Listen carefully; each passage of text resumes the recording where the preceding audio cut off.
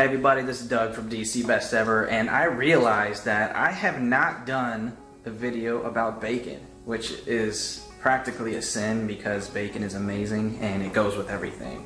So I wanted to show you the best way that I know how to cook bacon so you don't burn it, it cooks evenly, and it tastes delicious every time. I actually have some bacon going now, so give me a second to get my phone set up and I'll show you exactly what I'm talking about.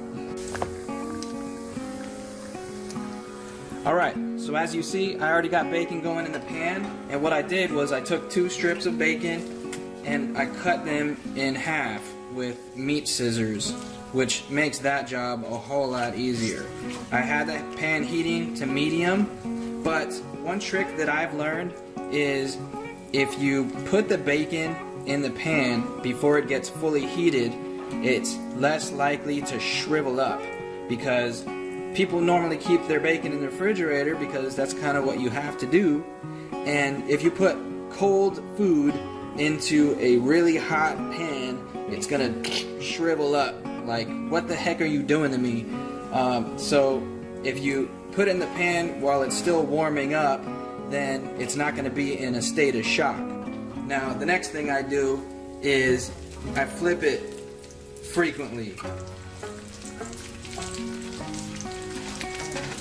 It's not like a steak that you're cooking in a cast iron skillet or anything like that, because in that case, you're going to want to leave that thing sitting down until it's time to flip it. Steak is temperamental like that, but bacon is a little bit more forgiving. So I had turned the heat down just a little bit, so just below medium. If your burner goes to number 9, from 1 to 9, put it on like a number 4, because you don't want to burn your bacon. That's like another sin.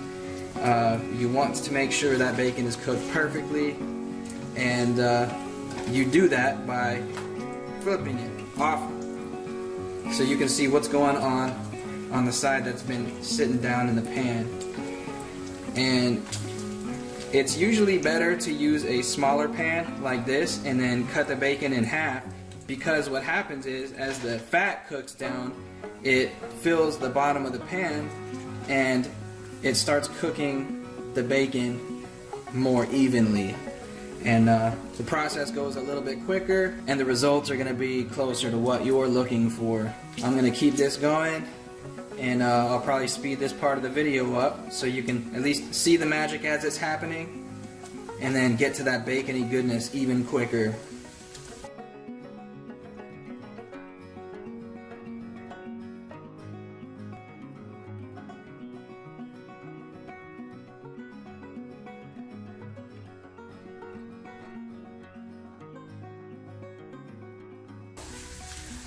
Alright, so you guys noticed I took you on a little ride for a second. If you're wondering what happened, I have my phone clip, my little gooseneck phone clip holder thing on the cabinet door, and I had to get a plate out of the cabinet. So here is the plate, and what I like to do is lay out some paper towels on the plate so I can put the bacon on that to soak up some of that grease, because even though the grease tastes good, you don't need to be eating all of it. Alright, so I've got a layer folded in half here for the bottom, and then I've got another one to put on top to soak up some of the grease on the top.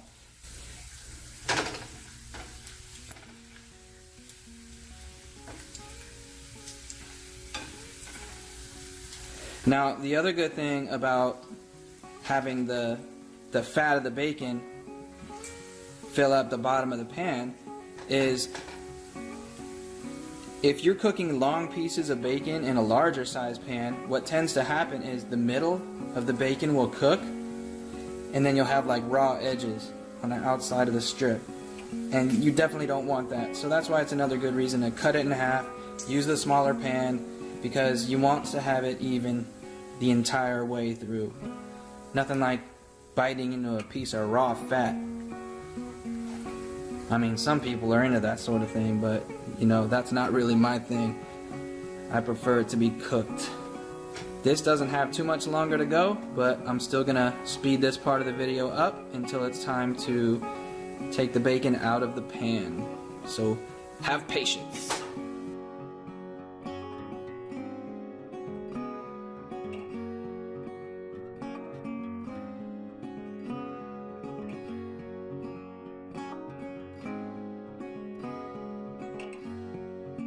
Now, a question that a lot of people might have is, well, why don't you just turn the burner up and cook it faster? I want that bacony goodness in me quicker. Well, the best things in life come to those who wait. And I think bacon is one of the best things in life. So, cook it lower and slower, and it will definitely make your mouth happy. Alright, so there's a couple different things that you can look for, and that's an indication that the bacon is getting ready to be done, and that is, it'll start to firm up, so it won't bend as much when you pick it up out of the pan. Obviously the color is another thing, and then you'll see the fat where it's not like this big old hunk of like whiteness. You know, you'll see it start to bubble around the edges, so that's definitely a good sign. And you have to keep in mind that after you've taken that out of the pan, because it still has that grease soaked into it, it will continue to cook for a little bit afterwards. So don't wait for the bacon to look like it's the consistency or texture that you want it to be before you take it out of the pan. You gotta take it out right before it gets to that point, so you don't end up with burnt bacon. Because what'll happen is you'll take it out and you're like, oh, it's perfect, it's perfect. Then you finish making your breakfast, and then all of a sudden you look at your bacon, why is it burnt? It wasn't burnt when I took it out. Well, that's why, because it's still cooking.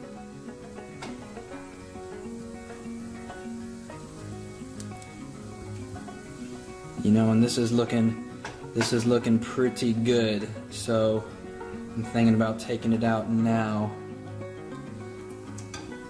Actually, I'm gonna give it maybe one more minute.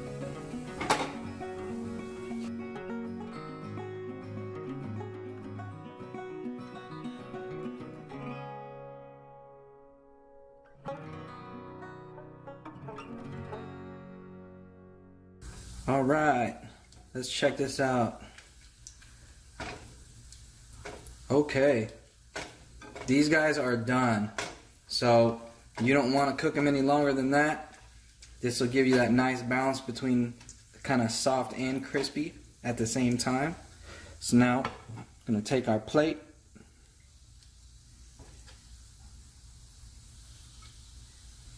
and line them up on the paper towel. Oops. Evenly. You don't want to overlap.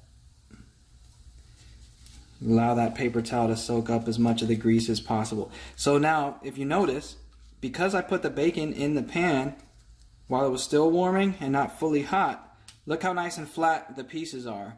You know, sometimes you have bacon that's just like shriveled up and just all over the place. So this is exactly what I was talking about. I like nice flat pieces of bacon that are cooked perfectly. So now we'll take the other paper towel, lay it on top, and just press down on it a little bit. Just soak up some of that extra grease, and that's gonna be delicioso.